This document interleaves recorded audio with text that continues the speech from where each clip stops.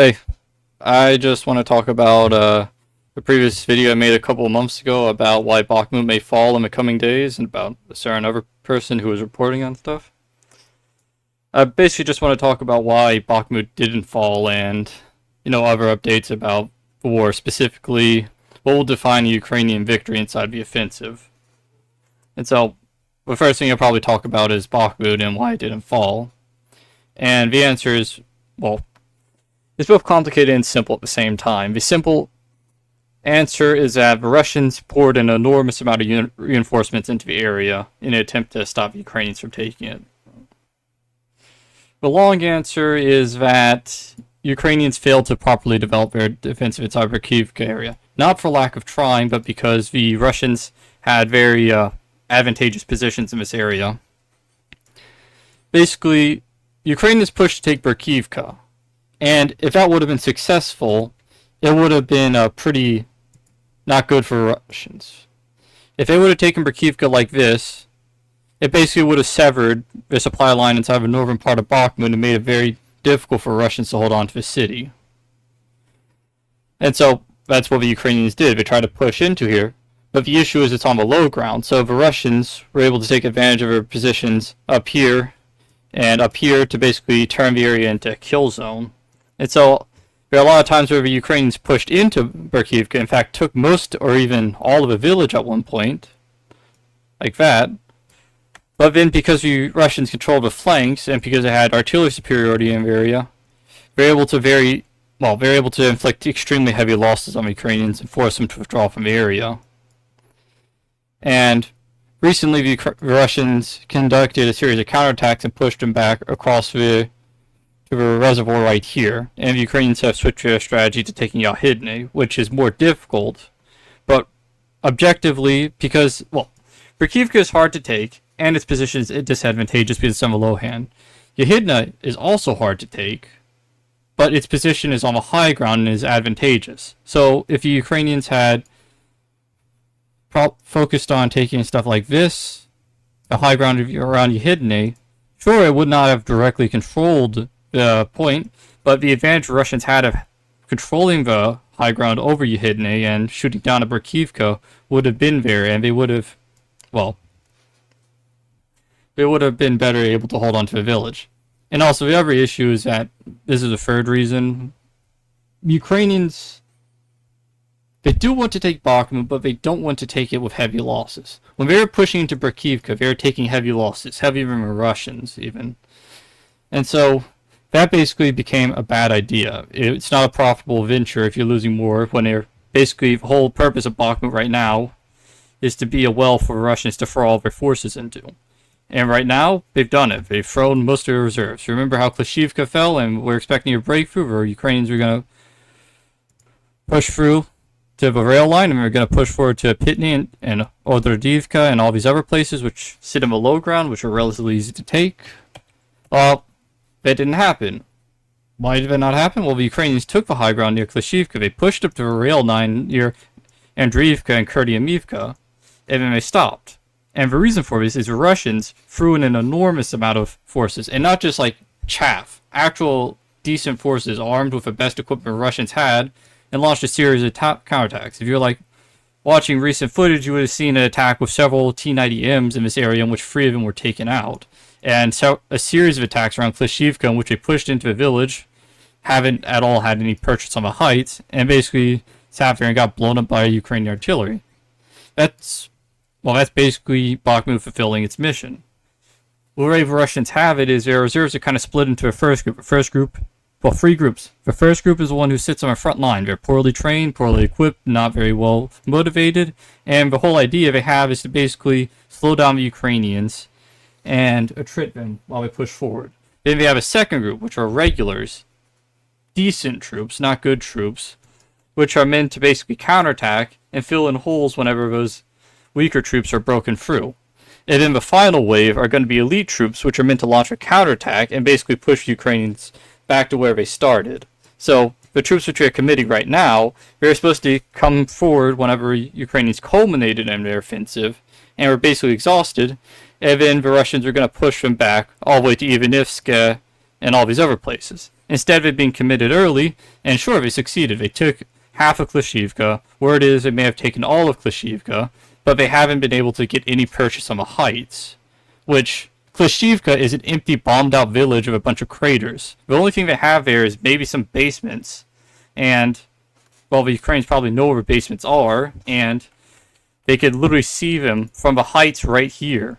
The heights here give Ukrainians a massive advantage. The Russians sitting inside Klishivka are basically fish sitting in a barrel, unless they launch an attack up the hill, which is not easy. It's a hill that goes up 80 meters over a course of, I think, 300 meters. That's an extremely steep incline, and it makes it extremely difficult for Russians, or really anyone, to purchase it. Back inside of January, the Wagner Group took it fairly easily, and that's because these fortifications you see extremely visible are complete shit. They're not very well constructed, and they don't offer a very good line of sight.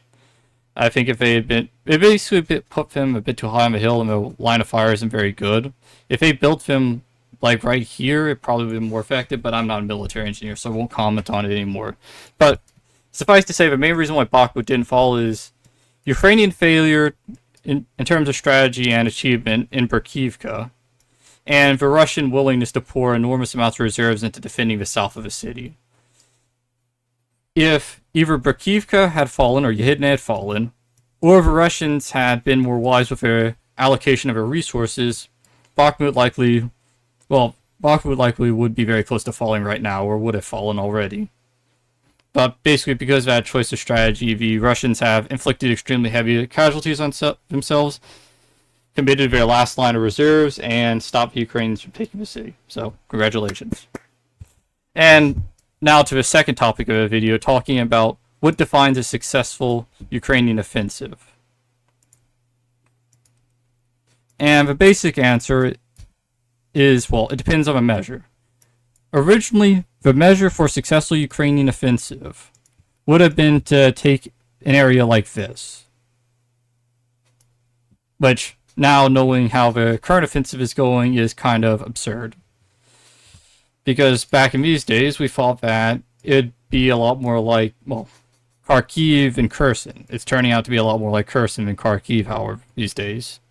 And so it seems very unlikely that Melitopol and the land bridge to Crimea is going to be severed in a single push this year in an offensive.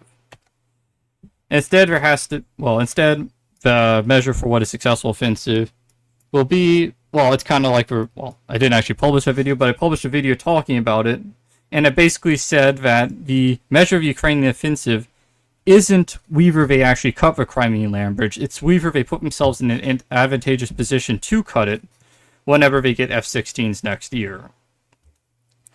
And the answer of what measures that depends. There are these things called JDAMs. I don't know if they're JDAMs, but they're bombs which you can launch off jets. And the range of those are 50 kilometers. So, in order to measure success inside that measure, you'd have to have it, well, basically you have to be 50 kilometers away from the land bridge of Crimea. This is 50 kilometers from where we are now. So, in order to reach what their goal would be, which would be to hit this crossroads with JDAMs, they'd have to basically be on the outskirts of Tokmak, which is still attainable, but I have no idea about it. And it could be in either area. For example, it could be within 50 kilometers of Mariupol. So about here near Rivnopil. Which actually in this area might be easier because I don't have it pictured on a map, but the Russians have 3 lines of defense inside this area. Basically, one that kind of goes like this. They've already breached it. A second one that goes kind of like this. Oh yeah, the first one goes all fucking crazy here. Lohi is like fortified to all living hell. It's an insanely fortified city. And I think the reason for that is actually kind of simple in my view. The Russians plan to hold on to Polohi no matter what, because it's a staging ground to launch an offensive from this direction.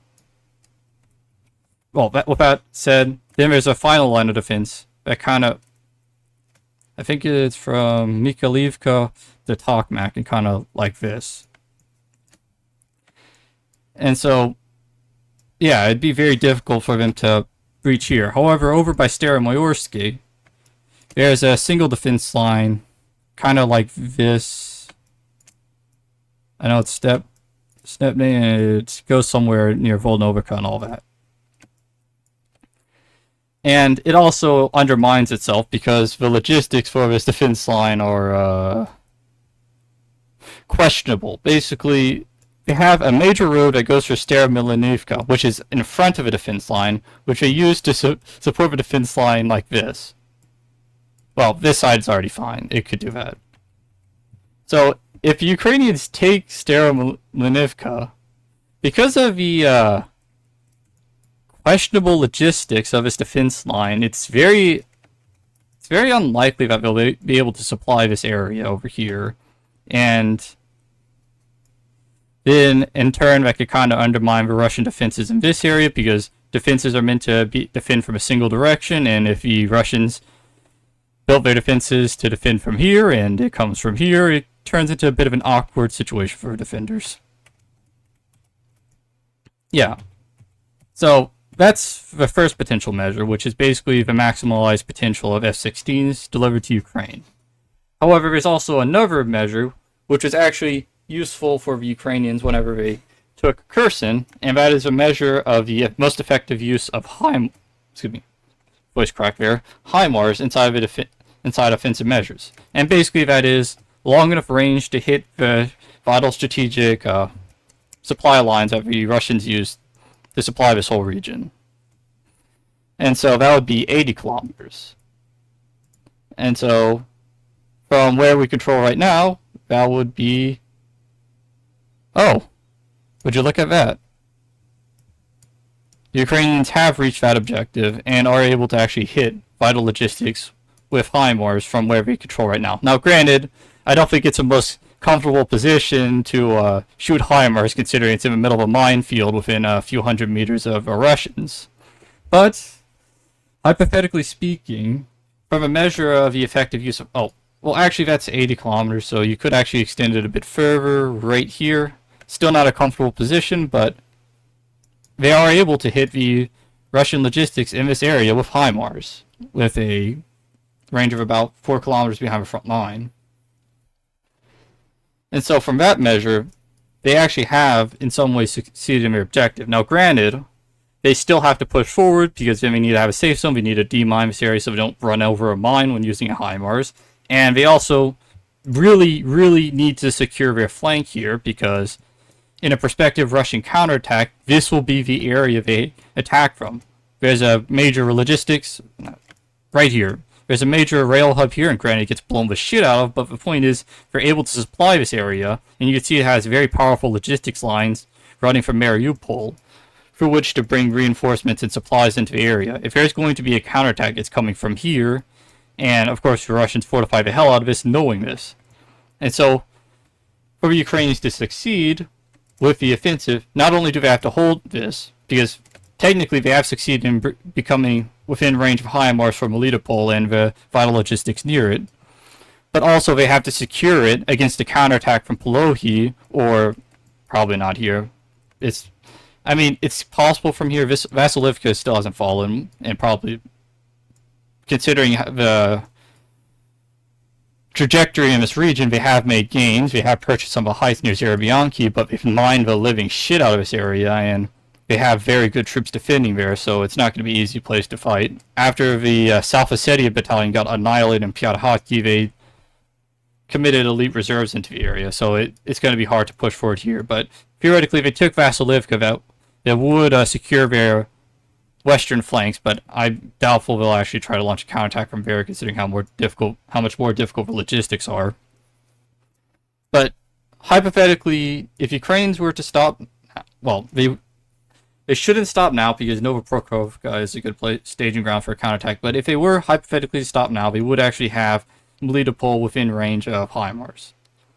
But also, you kind of want to be more comfortable at range. And here's the last thing: you also want to be guaranteed with this. So we probably have to push forward another 10 kilometers. So probably right there is the place where we want to be for this area to basically be guaranteed to have success. So taking Prokopivka right here, or Slodka Balka, would be a solid bet for success in the area. Now, granted, it's not, like I said, it's not at all close to what the original aims. We thought we'd be taking Melitopol. Now it's looking like, if we're lucky, we'll reach Tokmak. Or, you know. Oh, and also in this area as well. The goal would be to get within 80 kilometers of Manhush right here. This is one of our main supply hubs, which we send supplies through Mariupol at.